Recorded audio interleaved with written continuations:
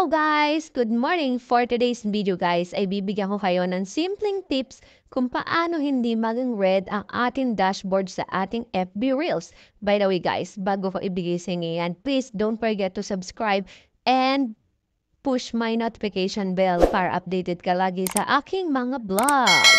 Okay guys, simulan na natin. Hindi ko na papatagalin pa guys, no?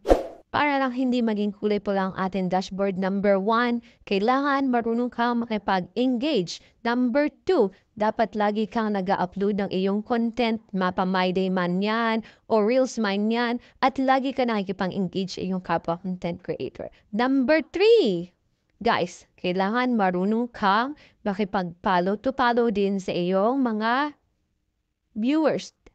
Kailangan din guys na mayroon kang time para bisitahin ang mga bahay nila. Guys, to tandaan nyo, kahit gaano pa kayo ka-busy everyday guys, wag niyong kalimutan na mag-post everyday kasi diyan binabase ni Lolo Meta kung ikaw ba ay isang active creator niya. Kaya guys, simple tips lang no, kahit ano pang busy ng iyong buhay, pwede kang mag-re-upload ng iyong mga old videos. Pwede kang mag-comment doon sa mga content creator kung talagang wala kang maisip na i-upload mo everyday. So yun guys. So kailangan lang, number 1 is engagement. Kailangan lang is daily upload.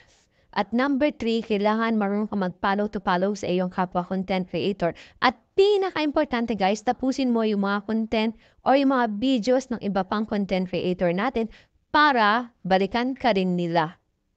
Gets mo guys? So yun guys, lagi mo tandaan para hindi mamula yung dashboard, lagi ka dapat active at lagi ka nag-upload ng iyong mga videos. Yun lang guys. So, bago natin tapusin ang video na to guys, please subscribe my channel and then push my notification bell para updated ka sa araw-araw ng aking upload at sa aking mga mini tutorial at mini vlogs. Yun lang guys. Thank you guys. Happy day at magandang araw sa lahat.